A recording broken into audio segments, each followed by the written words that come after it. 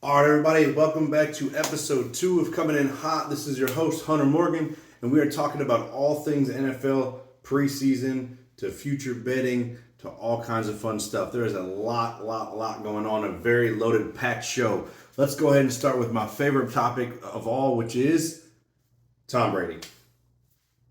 Fuck Tom Brady. Tom Brady is away from the Buccaneers for personal reasons, has not stated a reason why. That information has not been released. Whatever that case may be, hopefully it's not a serious thing. Hopefully maybe he's just going to retire and we don't have to worry about him ever again. I don't really know, but he has been excused from the team for personal reasons. It is a fully excused team absence per head coach Todd Bowles. No date as to when he'll be back. The conversation is that he should be back shortly after the preseason game on the 20th, which is tomorrow. So we'll see. I don't know. Stay tuned for more news on that. Jimmy G to the Browns. No, they're not engaging in conversations with the 49ers on getting him, even though Deshaun Watson has now been suspended for.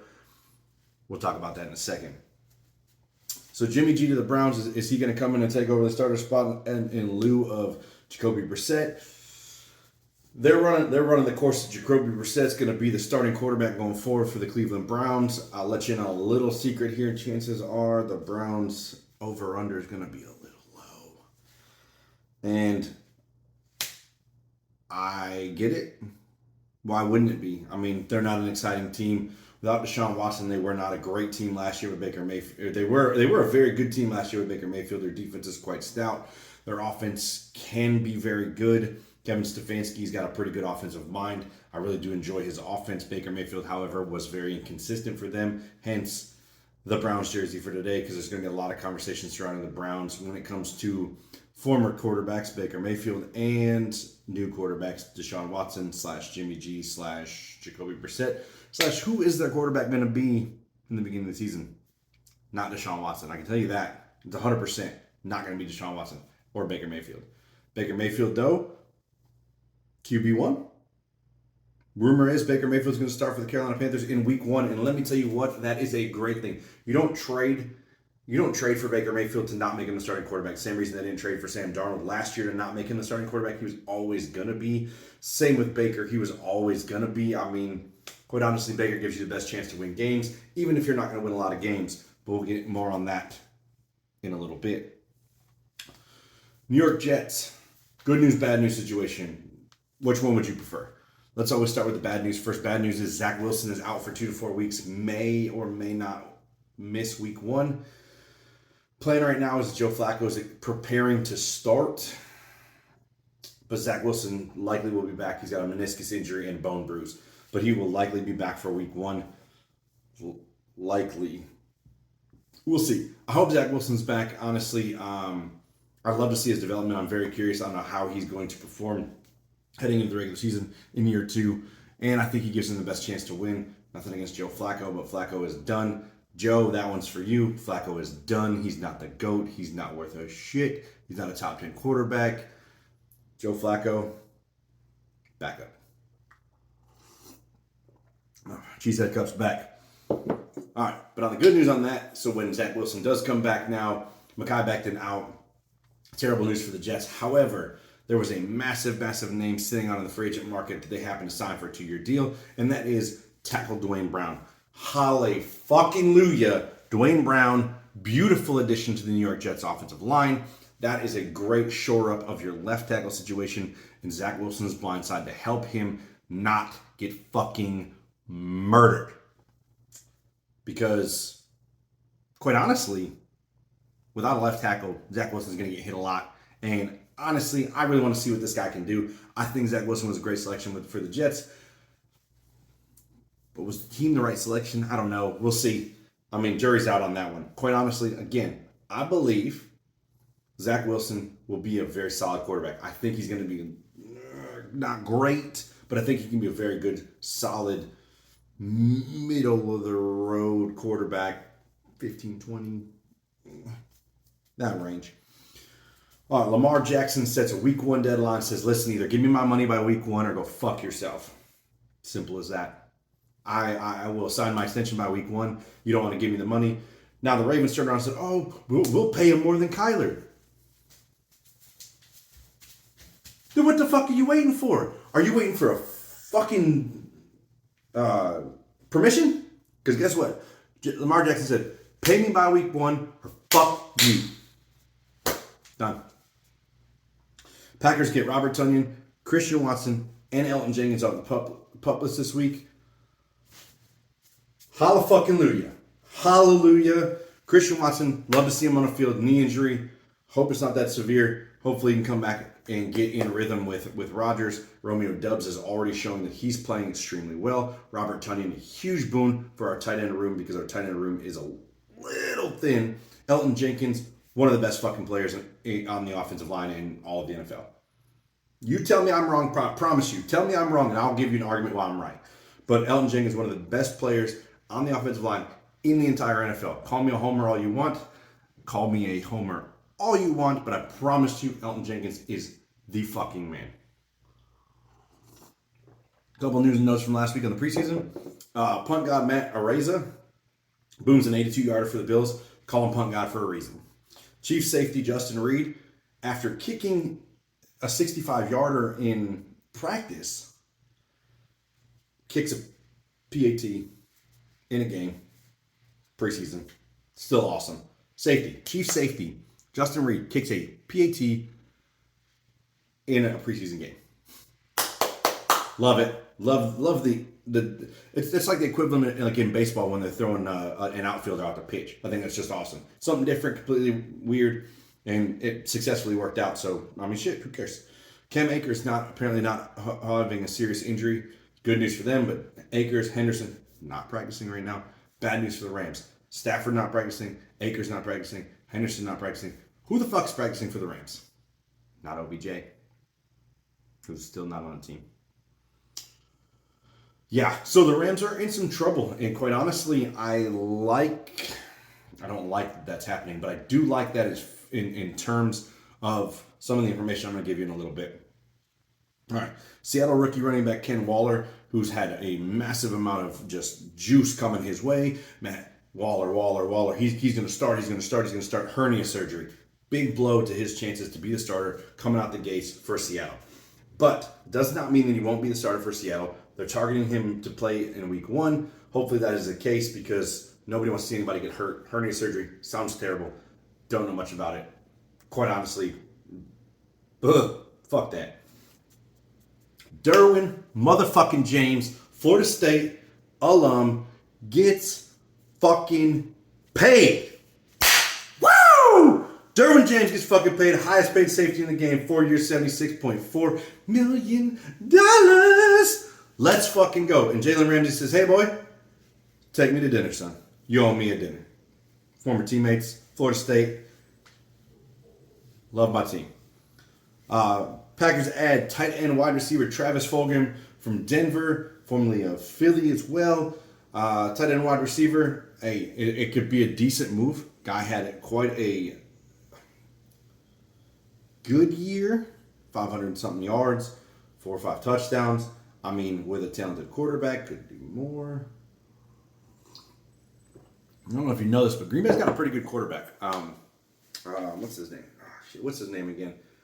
1, 2, 12. 1, 2, 12. 12. Oh, yeah, Aaron fucking Rodgers. You know, ayahuasca. Speaking of Aaron Rodgers, he challenges the young wide receivers. He comes out and says, listen, guys, I need you to play better. I need you to not drop the ball. I need you to catch everything. I need you to run the right routes. He goes, and quite honestly, 3 of the interceptions that Jordan Love had in that 49ers game the other day, which was terrible, were not his fault. They were actually your fault. And the Packers wide receiver said, fuck, it's kind of a dick. Just kidding. No, they didn't. You know what they said? They said, cool, you know what? Challenge accepted. Let's do this fucking thing. Because Randall Cobb looked at the wide receivers. They met. Wide receivers, quarterbacks, all met in the quarterback room. And they said, listen, this is how we do shit around here. Randall Cobb says, listen, do shit this way or get the fuck out of town. Because we can find somebody else. And what did the wide receivers do? What did these young receivers do? Had the fucking camp day of their lives. Romeo Doubs, Samari Toure, Christian Watson did not play. But those two especially had excellent camp days. No drops, right routes. Rodgers as well, another young wide receiver who I really look forward to seeing play this well this year. All had great fucking days in camp. And I fucking loved it. You know why? Because Aaron Rodgers has the balls to say, listen, get your shit right. And the receivers had the respect enough to look him in the face and say, you know what, QB? You're motherfucking right. And Randall Cobb had his back. No shock there. Let's just be honest. No shock there at all. But Randall Cobb said, listen, that's my fucking quarterback. This is how we do shit. Do it or fuck off. And they said, you know what? We're fucking here. Let's do this shit. And they did. I love it. Baker Mayfield, likely to start week 1. I already addressed that a little bit again, but week 1, who do the Panthers play? I'm going to give you one guess. Who does Carolina play in week 1? Just a guess. Just a guess. In case you can't see, plays the motherfucking Browns. Baker Mayfield revenge game. I fucking love the Panthers in week 1. As far as betting goes. Love the Panthers in week 1. Love them. And why else would I love the Panthers in week 1 besides revenge game? But also that the NFL brought down the motherfucking hammer. Not the way they wanted to. But as I said on last week's show, how they should have, which was, again, between 10 to 12 games. So what do? They evened that out for me and put it right down the middle with 11. That's 12 consecutive weeks he's going to be out. It's the first 11 games he is out, and a $5 million fine in addition to the money that he is losing for not playing, which wasn't very much because they structured his contract a little shady. But they did the shit that they were going to do. They were comfortable with it, so fuck it. It is what it is. I can't do nothing about it. Nothing I was going to do about it. But Watson gets an 11-game suspension, $5 million fine, and made some questionable-ish comments. He apologized, kind of not apologizing, but did apologize, maybe not. Your interpretation on that situation is that maybe he apologized, but maybe he really didn't apologize because he kind of just said, I'm sorry for those. I'm sorry for the women that I affected. I'm sorry for those that were triggered. Yeah, maybe didn't want to say that. You did. You're going to have to eat shit on that one. That's on you, Deshaun Watson. All right, so let's get in some bets. I have a fuck ton of bets that I like. Again, I pulled these from the Caesars app. All these numbers are current as of today. That is Friday, August 19th. This is the day that I chose. I'm going with these numbers. These numbers are these numbers for this time currently. Now, I'm not going to make bets on all of these because I have quite a few that I like. Quite honestly, can't afford all that. I'm not quite that rich, but I'd fucking love to. If I can make them, I'd make them all. Trust me, because I really enjoy this shit. So, right now, win totals. We'll go over some win totals that I like. I got 8 teams out of win totals that I like overall. And again, I'm searching for purely based on value. This has nothing to do with this team. Oh, well, you just hate this team or you just love this team or whatever. It's nothing to do with that. It's purely based on a value standpoint on why I picked the teams that I did. Because there were some bets that I left alone because I'm like, all right, cool. Do I want the Bills, or the Packers to win their win totals of 11, over unders exactly minus 110? There's no value in that. It's the exact same thing. So it was minus 110 over and minus 110 under. Doesn't make a difference to me because at the end of the day, Vegas split the difference in the situation itself. So again, if you don't know betting, if you're not familiar with it in any way, shape, or form, when I tell you that it's a minus 110 or a minus 105 or minus whatever it is, anything minus, you have to bet that amount of money in order to make $100. So everything is based off a $100 bet. So if I tell you it's plus, let's say it's plus 130. If you bet $100, you're going to profit 130. So you're going to walk away with $230. So that's what that means. If you have any questions about this, please feel free to reach out to me. My Facebook page will be back up shortly in the next couple of weeks. I'm not quite ready for it yet, but you can always reach out to me through YouTube, comment on my videos or whatever, or on any of the podcast links that I have. Or you can leave me a message on Anchor. You can leave a voice message on Anchor and ask me any questions you have. Or if you know me personally, contact me directly. That's fine too. All right, so win totals, again, purely based on value, based on a $100 bet. The number plus 130 means you win $130 if you bet $100. If you bet 10, you win 13. All right. If you bet, if it's minus 130. You have to bet $130 to win $100. So if you bet 13, you're going to win 10. Okay. Again, any questions? Feel free to ask me. If you know me personally, feel free to hit me up. If you don't, YouTube, Anchor, any of the podcast forums, submit your comments or whatever, and I'll be happy to get back to you as soon as I see them. All right, so win totals. Jets under 5.5 wins is at plus 130. So Zach Wilson potentially being out early on makes me like that bet even more because, quite honestly, Mike White, Joe Flacco, if Flacco's going to start, I really don't like that. I don't like it with their new receivers, their new setup. I don't think that they're a very good offense, and I think their defense is still a work in progress. The addition of Duane Brown does help that. The addition of wide receiver Garrett Wilson does help that, and Sauce Gardner. I really like those picks. However, it's going to take time for them to develop. Under 5.5 wins at plus 130 on the Caesars app as of today. Beautiful, beautiful value in that pick. I love it, and I think that's a really great pick. Plus, quite honestly, the Jets are not that good of a team, so under 5.5 wins probably wouldn't be that shocking.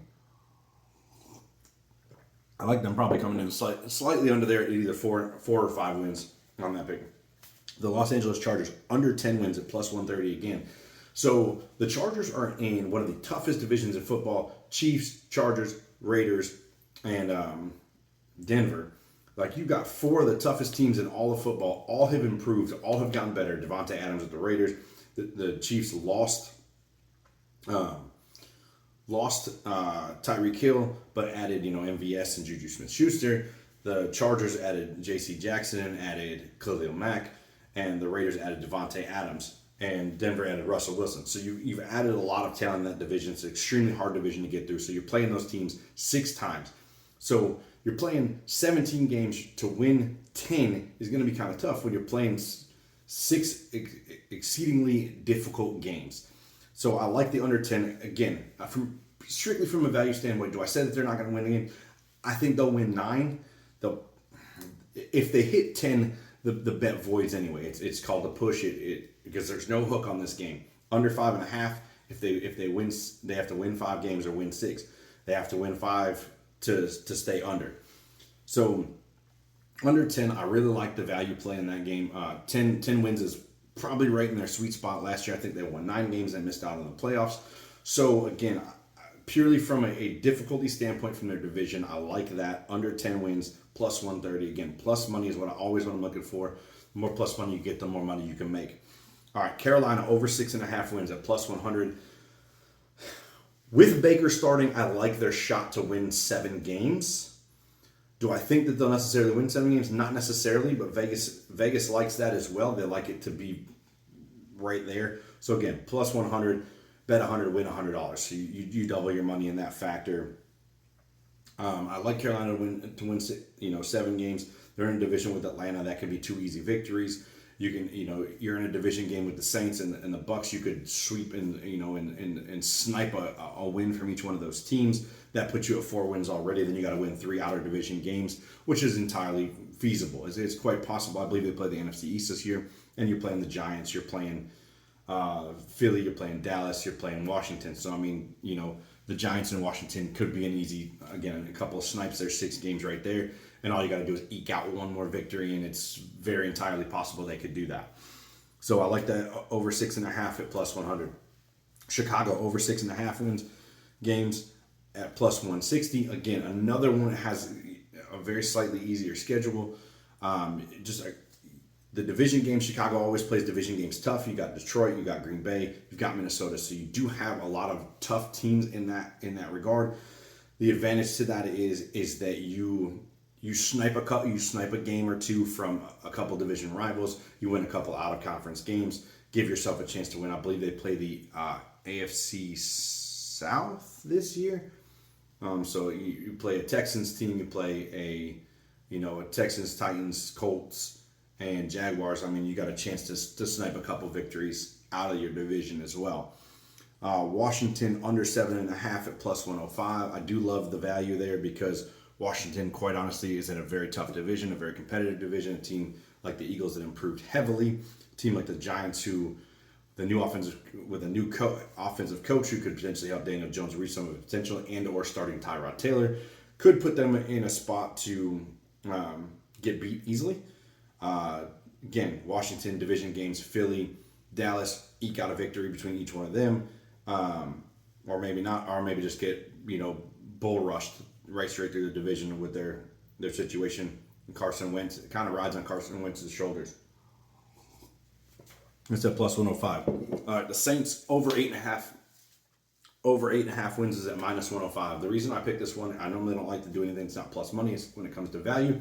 However, with the New Orleans Saints, everybody's predicting them to really just kind of like just shit the bed. And quite honestly, I'm not buying into that fact. I love Jameis Winston. Again, Florida State fan, so don't get me wrong. But Jameis Winston was 14 touchdowns and 5 interceptions last year, was absolutely incredible up until he blew his knee out. And 8.5 wins in that division. 2 against the Falcons, 2 against the Panthers. I mean, there's half your wins right there.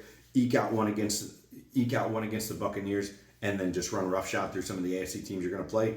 I mean, the New Orleans Saints have all the makings of a team that could surprise anything. Michael Thomas is back, Chris Olave, Tyrann Mathieu. I mean, they have added a ton of star talent, even bringing some back.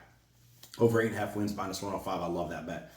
New England under 8.5 bet, 8.5 wins, plus 110. So I really like that pick as well. Under 8.5 wins for New England, I don't think is very not feasible. You're in a division with Buffalo, Miami, and the Jets. You might run a rough shot over the Jets twice, but you're probably going to lose to Buffalo twice, even though you always play tough against them. And then any other games you play, I mean, Mac Jones is still learning. He's only in year 2. They don't have an offensive coordinator. They don't have a defensive coordinator. They're kind of just in a little bit of a state of transition, it feels like, even under Bill Belichick. So another bet I like, under 8.5 wins, plus 110. Again, values there, plus money. Bet my 10, win my 11. Miami under 8.5 as well. Same scenario as New England, but they brought in Terron Armstead. They brought in Tyreek Hill. They brought in a bunch of additional pieces, stuff that New England really didn't do this year. I mean, they've done it in years past, but they didn't do it this year. But Miami brought in a couple of additional pieces. It's all going to fall on Tua's lap. And quite honestly, I'm not a firm believer that Tua's the guy. Still, I also don't like Alabama, so it doesn't help. But quite honestly, Miami's going to ride or die with Tua Tagovailoa. I'm just not sure that he's going to be the one. All right, I'm going to kind of breeze through these a little bit more quickly. I'm running quite over what I usually like to do in my setup here, but I'm going to go ahead and roll with it and try to knock these out. So future bets to make the playoffs. So I found a lot of value in a bunch of teams to either make the playoffs or not make the playoffs overall. Again, AFC severely improved, NFC severely demoted. Essentially, they got worse. So there's a lot of teams in the AFC that I like to either make the playoffs or not make the playoffs that are very close. They're kind of just right on that edge. You're like, all right, man, well, can they make it? Are they not going to make it? And then there's a couple ones that I threw in there that are kind of just like, you're going to look at me fucking sideways and be like, bro, are you fucking stupid? I might be, but you know what? Again, value's there. Value, money over cents sometimes, I guess. Dollars, not cents. I'm looking to make dollars because I got no cents. It's fine. No big deal. All right, to make the playoffs, I got Las Vegas to make the playoffs, plus 175. Value is intense there. They made the playoffs last year. They got Devontae Adams. They got Chandler Jones. They've severely improved. Las Vegas could easily make the playoffs and plus 175. $10 to win, $17.50. I love it. $100 to win, $175. 49ers to not make the playoffs. I do not believe in Trey Lance. I don't believe in Trey Lance. I don't believe in Trey Lance. Plus 180 not to make the playoffs.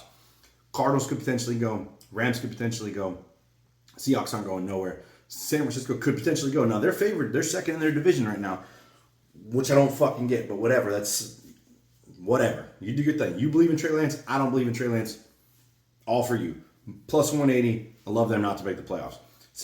New Orleans to make the playoffs, plus 105. Again, I'm riding with New Orleans. I don't think there's 7 teams better in the NFC than the Saints. Plus 105. I like them to make the playoffs. Miami, yes, to make the playoffs. Plus 140. They always have a shot. I know it's tough, and it's a tough division to go through. You're going through Buffalo. You're going through New England. You got to go through the AFC West, which is likely to have, you might have all 4 fucking teams in the AFC West in the playoffs. However, I do like, the values there at plus 140 for them to potentially make the playoffs, make a run. Never know. They get hot with Tua and Tyreek and Waddle, and they could just go ape shit. Los Angeles Chargers not to make the playoffs, plus 145. They didn't make the playoffs last year. Patterns did add J.C. Jackson, did add Khalil Mack. Healthy Joey Bosa. Justin Herbert's back, Mike Williams, Keenan Allen. I mean, they have all the talent in the world to make the playoffs. But to not make the playoffs, again, values there, plus 145. Kansas City, same thing. Not to make the playoffs, plus 200. Values there. Regress a little bit. Lose Tyreek Hill. Add MVS. Add Juju Smith-Schuster. Did they do enough? Are those two guys going to replace him?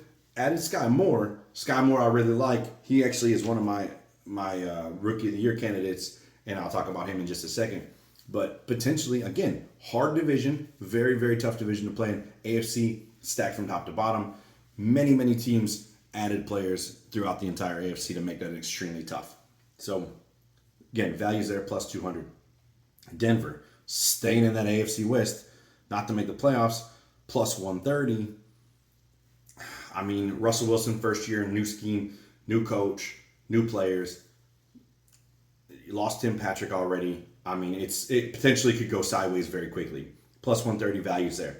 Dallas, not to make the playoffs, plus 230. Philadelphia could run that division. You could have the Saints and Bucs from one division. You got the Packers and Vikings from another, from the north. I mean, it could very easily, skirt them out the playoffs. It's very possible. And they have a down year. Zeke does terrible. Their receivers losing Amari Cooper hurts. I mean, they could go downhill in a hurry. And again, value, plus 230, massive value. Ravens, not to make the playoffs, plus 140. Tough division. Cincinnati, Ravens, Browns, maybe. And then small chance the Steelers eke out some shit and really do some damage. Tough defense. Was listening to a podcast earlier today, the Action Network podcast with Chad Millman and Simon Hunter. Great podcast. If you've never heard it before, go ahead and check that one out. It's called The Favorites Podcast. I apologize. And they were talking about how the Steelers could potentially make some noise. Mitchell Trubisky, Kenny Pickett, George Pickens, Najee Harris, just churning out yards, just churning it, and playing heavy defense. You never know. Baltimore may miss the playoffs. They traded away Hollywood Brown. They got, what did they get? It's going to be a tough week. Tough season for them. Even though Lamar Jackson's probably motivated because he still hasn't gotten paid. All right, Tampa Bay not to make the playoffs. This is a huge one. You're going to look at me and be like, bro, are you fucking serious? Tom Brady's on the motherfucking Buccaneers. Tom Brady is on the Buccaneers. For now. Is he still going to be on the Buccaneers?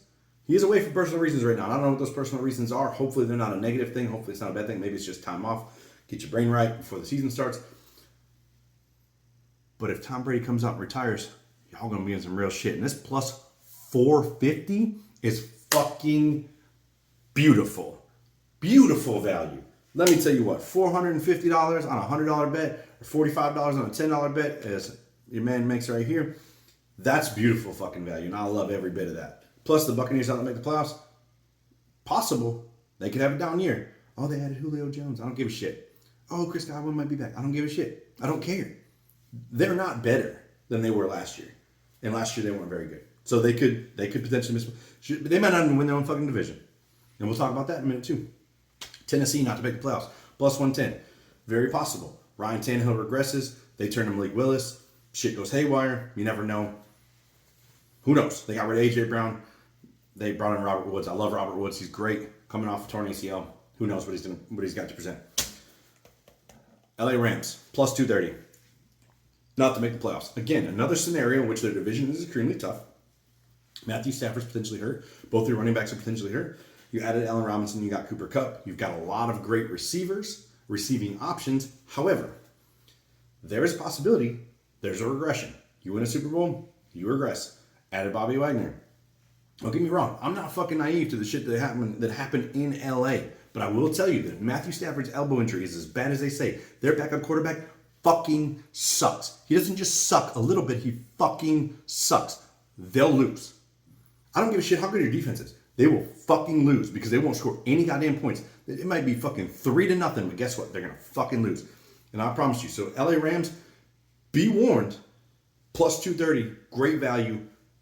Potential there. There's a potential bust on a Super Bowl hangover, even though they won. Don't shoot the messenger. Because let me tell you what. All I'm saying is it could be a massive, massive boom. LA Rams.